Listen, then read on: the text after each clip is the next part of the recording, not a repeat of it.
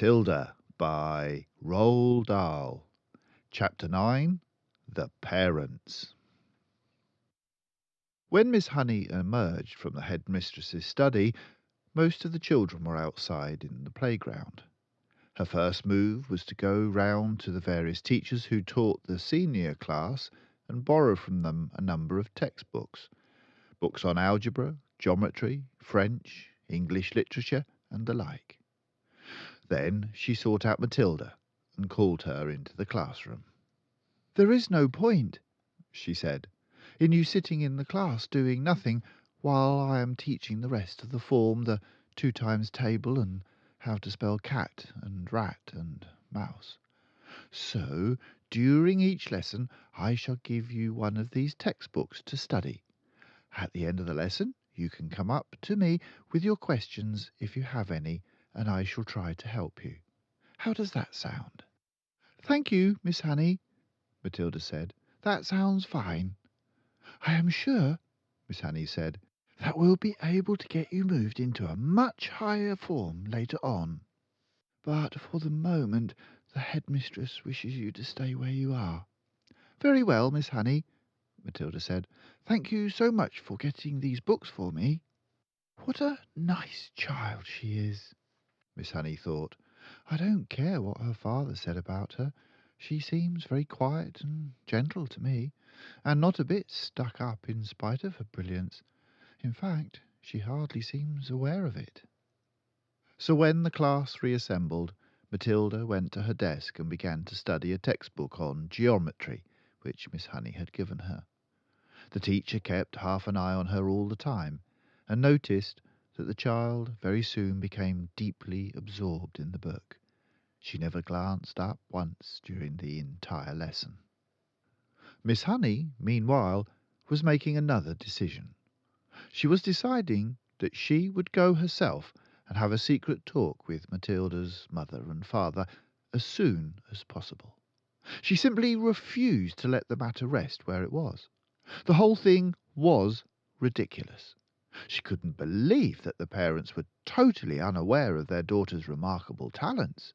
After all, Mr. Wormwood was a successful motor car dealer, so she presumed that he was a fairly intelligent man himself.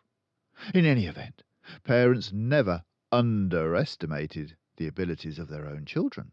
Quite the reverse. Sometimes it was well nigh impossible for a teacher to convince the proud father or mother that their beloved offspring was a complete nitwit.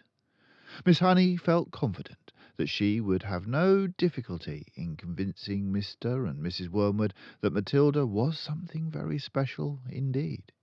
The trouble was going to be to stop them from getting over-enthusiastic. And now Miss Honey's hopes began to expand even further. She started wondering whether permission might be sought from the parents for her to give private tuition to Matilda after school. The prospect of coaching a child as bright as this appealed enormously to her professional instinct as a teacher. And suddenly she decided that she would go and call on Mr. and Mrs. Wormwood that very evening. She would go fairly late, between 9 and 10 o'clock, when Matilda was sure to be in bed. And that is precisely what she did. Having got the address from the school records, Miss Honey set out to walk from her own home to the Wormwood's house shortly after 9. She found the house in a pleasant street, where each smallish building was separated from its neighbour by a bit of garden. It was a modern brick house that could not have been cheap to buy, and the name on the gate said Cosy Nook. Nosy Cook might have been better, Miss Honey thought. She was given to playing with words in that way. She walked up the path and rang the bell, and while she stood waiting she could hear the television blaring inside. The door was opened by a small ratty-looking man with a thin ratty moustache, who was wearing a sports coat that had an orange and red stripe in the material. "Yeah?" he said, peering out at Miss Honey. "If you're selling raffle tickets, I don't want any." "I'm not," Miss Honey said, "and please forgive me for butting in on you like this. I am Matilda's teacher at school." and it is important that I have a word with you and your wife." "Got into trouble already, has she?" Mr. Wormwood said, blocking the doorway. "Well, she's your responsibility from now on. You'll have to deal with her." "She's in no trouble at all," Miss Honey said. "I have come with good news about her. Quite startling news, Mr. Wormwood. Do you think I might come in for a few minutes and talk to you about Matilda?" "We are right in the middle of watching one of our favourite programmes," Mr. Wormwood said. "This is most inconvenient. Why don't you come back some other time?" Miss Honey began to lose patience. "Mr. Wormwood," she said, "if you think some rotten TV programme is more important than your daughter's future, then you ought not to be a parent.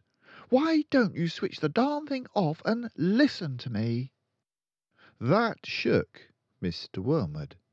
He was not used to being spoken to in this way. He peered carefully at the slim, frail woman who stood so resolutely out on the porch. "Oh, very well then," he snapped. "Come on in, and let's get it over with." Miss Honey stepped briskly inside. "Mrs. Wormwood isn't going to thank you for this," the man said as he led her into the sitting room, where a large platinum blonde woman was gazing rapturously at the TV screen. "Who is it?" the woman said, not looking round.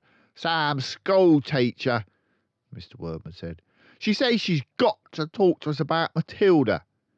He crossed to the TV set and turned down the sound, but left the picture on the screen. "Don't do that, Harry!" Mrs. Wormwood cried out. "Willard is just about to propose to Angelica." "You can still watch it whilst we're talking," Mr. Wormwood said. "This is Matilda's teacher. She says she's got some sort of news to give us." "My name is Jennifer Honey," Miss Honey said. "How do you do, Mrs. Wormwood?" Mrs. Wormwood glared at her and said, "What's the trouble then?"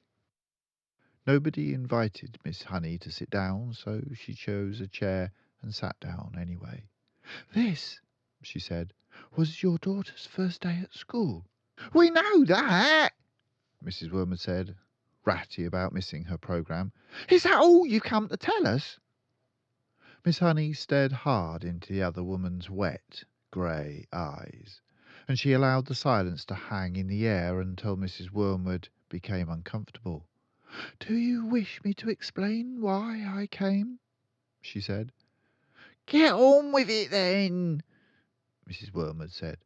"I'm sure you know," Miss Honey said, "that children in the bottom class at school are not expected to be able to read or spell or juggle with numbers when they first arrive. 5-year-olds cannot do that. But Matilda can do it all, and if I am to believe her—" "I wouldn't," Mrs. Wormwood said. She was still ratty at losing the sound on the TV. "Was she lying then," Miss Honey said, "when she told me that nobody taught her to multiply or to read? Did either of you teach her?" "Teach her what?" Mr. Wormwood said. To read books," Miss Honey said. "Perhaps you did teach her.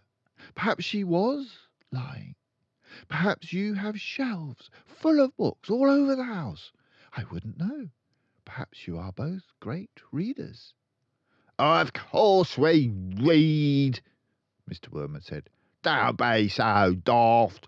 I read the autocar and the motor from cover to cover every week." "This child has already read an astonishing number of books," Miss Honey said. "I was simply trying to find out if she came from a family that loved good literature." "We don't hold with book reading," Mr. Wormwood said. "You can't make a living from sitting on your fanny and reading storybooks. We don't keep 'em in the house." "I see," Miss Honey said.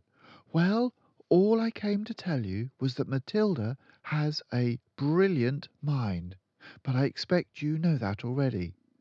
"Of course I knew she could read," the mother said. "She spends half her life up in her room, buried in some silly book."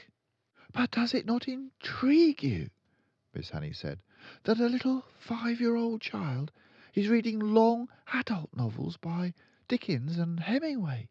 Doesn't that make you jump up and down with excitement?" "Not particularly," the mother said. "I'm not in favour of blue-stocking girls. A girl should think about making herself look attractive so she can get a good husband later on.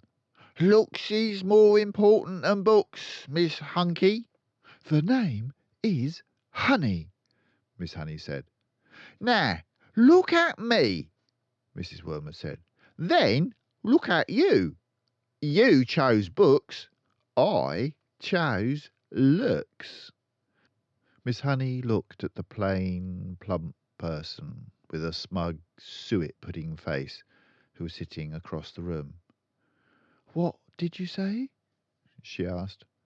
"I said you chose books and I chose looks," Mrs. Wormwood said. "And who's finished up better off? Me, of course. I'm sitting pretty in a nice house with a successful businessman, and you're left slaving away teaching a lot of nasty little children the ABC. "Quite right, Sugarplum," Mr. Wormwood said, casting a look of such simpering sloppiness at his wife it would have made a cat sick. Miss Honey decided that if she was going to get anywhere with these people, she must not lose her temper. "I haven't told you all of it yet," she said. "Matilda, so far as I can gather at this early stage, is also a kind of mathematical genius. She can multiply complicated figures in her head like lightning." "What's the point of that, when you can buy a calculator?" Mr. Wormwood said. "A girl don't get a man by being brainy," Mrs. Wormwood said. "Look at that film star, for instance," she added, pointing to the silent TV screen, where a bosomy female was being embraced by a craggy actor in the moonlight. "You don't think she got him to do that by multiplying figures at him, do you? Not likely. And now he's got to marry her, you see if he doesn't, and she's got to live in a mansion with a butler and lots of maids." Miss Honey could hardly believe what she was hearing.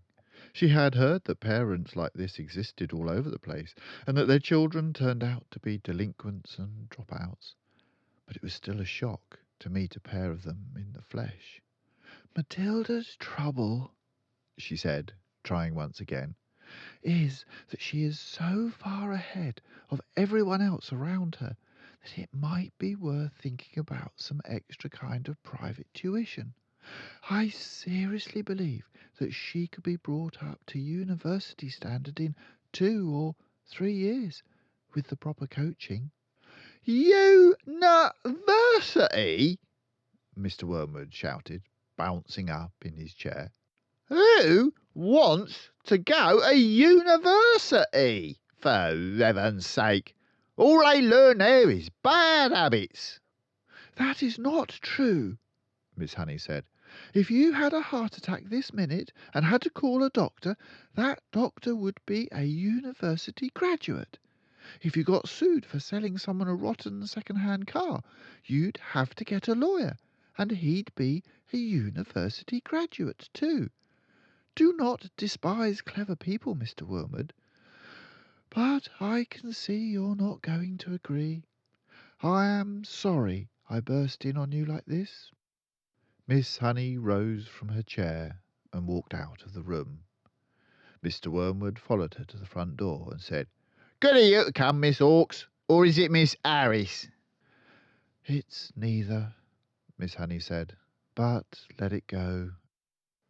And away she went.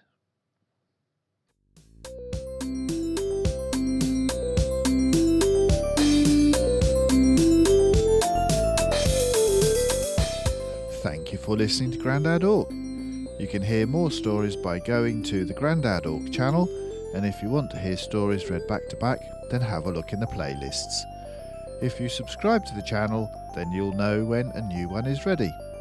The books are available in most high street stores, libraries, and there are links to some online sellers in the description below if you don't have a copy. So, until next time, bye for now.